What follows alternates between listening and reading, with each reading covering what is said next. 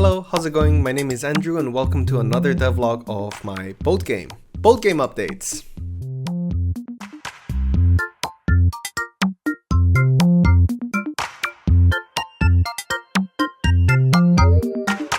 So on Monday I had some plans to make for what I want to do for this week. Mostly I will be focusing on the towers and making them spawn enemies and do a bunch of things that the tower needs to do. This is one of the core elements of the game that I've been thinking of adding, and so we've got quite a busy week ahead. I also decided to stream. I saw Yasmin. She's been streaming on every Monday for Motivation Monday stream, and I thought to adapt that as well into my little community as well. And so it felt perfect streaming it and doing some work. After that, I added some enemies to be spawned through object pooling before enemies would be instantiated and then will be destroyed. Just like bullets, I think having them being dynamically object pooled will be much more efficient in the future. Right now, I don't know how many enemies will be spawned in a level, but I think it was a good move to do this. It was also pretty easy, to be honest, since we already had the object pooling for the bullets, and so it was, yeah.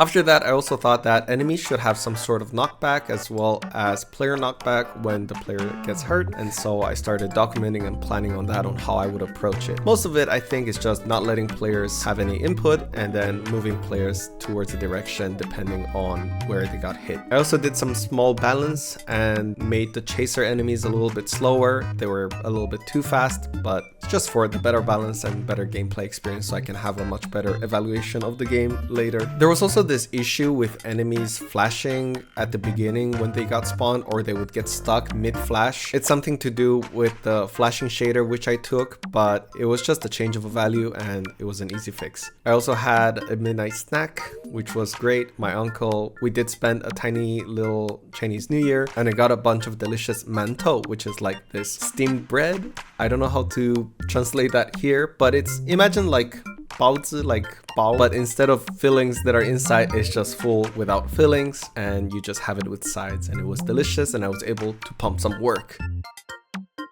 On Tuesday, I had therapy, which took half of my day in the morning, but on Tuesday, I planned on adding some aiming UI for the game. We already have the UI for throwing the hook, and all I needed to do was just add another UI for the other things, since most of the time when I playtested, I kind of started losing where my mouse was, and it was a little bit hard to play.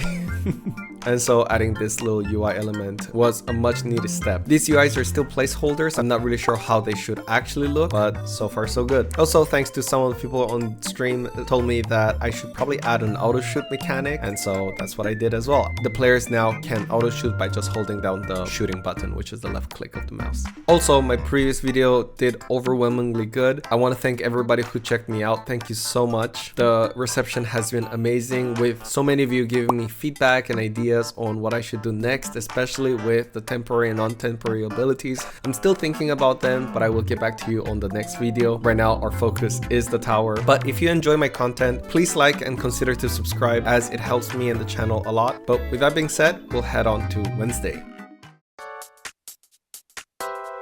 On Wednesday, my dudes, I had some meetings with Yo-Yo about the Drunken Dwarfs art. They're currently working on the last card for the mineral cards, and the art looks phenomenal. It's this beautiful fountain, and yeah, we're still in the works. I'm so excited for it. This day, I fixed hook interactions. The hook now properly handles attached enemies versus buildings. There used to be a null reference, the classic null reference, which caused some issues, but I did manage to fix it in the end, thankfully. However, that did take me an entire day to fix it for some reason. I just couldn't find the bug, and at some point, it was just some silly game object variables that didn't get attached properly, but I'm glad it's solved.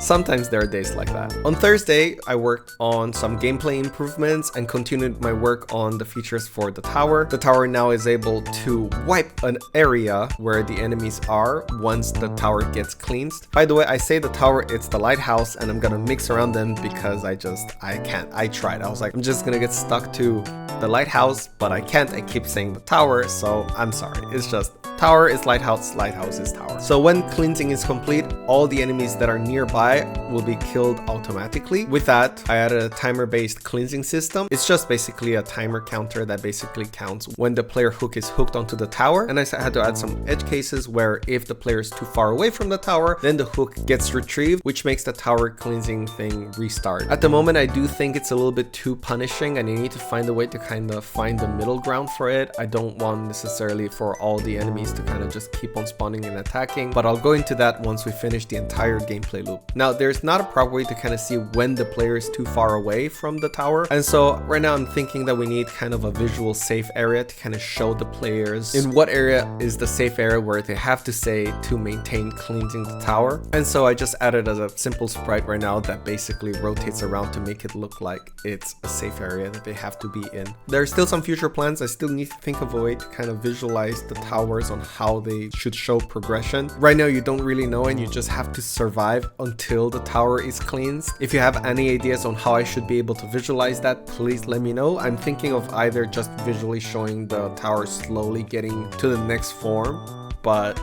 maybe there's a way I can add a simple minimal UI. That would be really cool. If you have any ideas, please shoot them in the description. I'm also planning on adding some VFX when the tower is cleansed, as VFX and some explosions makes it look a lot more satisfying. But that's all I did on Thursday, so we'll see. On Friday, I did some final fixes and more polish. On death, flashing coroutine now properly stops. It prevents visual glitches, which is good. I noticed that there's a Y value sorting issue that I have with my player as well as the tower, which I need to fix. I'm talking with Tint about this. Usually it's very easy to kind of just use a Y value sorting thing in Unity, but because the player is using the sprite stacking method, it really doesn't work. The only way to kind of make it have that sorting value fixed would be to kind of move the player, the players would look super weird, like it's flipped from the other side, like we're underwater. And only in that situation the Y sorting feature would work in Unity, and so we're still trying to figure out and find a fix for it. Right now our idea is basically to cut the towers in half and put the upper part in front and the lower part behind,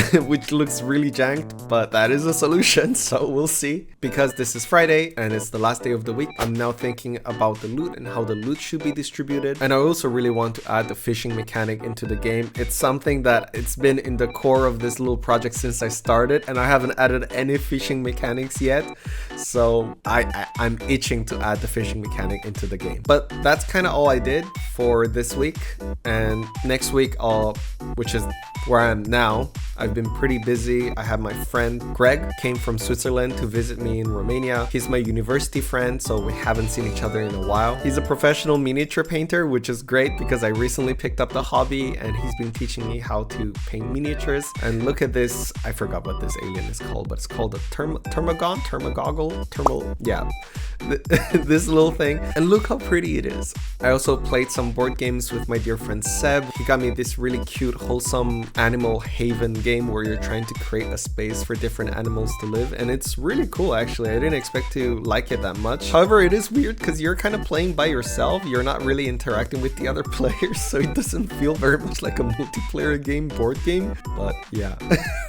I took my friend Greg to different restaurants here in Romania. He got to try out some traditional Romanian dishes, and it was just a lot of fun. And so that's all I did for these 2 weeks. Now that Greg went back home, I can finally get back to work and to continue this series. Thank you guys so much for watching. I appreciate you guys so much. I can't wait to see and to show you guys how this game will turn out. But without further ado, now I have Pokemon packs. So let's open them.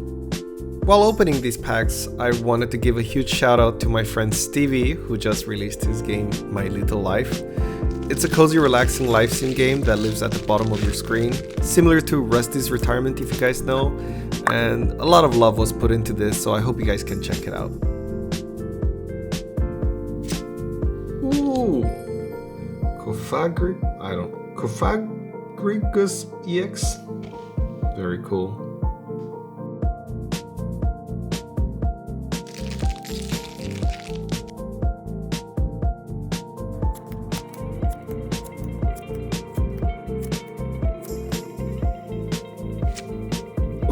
What the hell, Scissor EX? These pulls are insane. Okay. Last pack. Paradox Rift.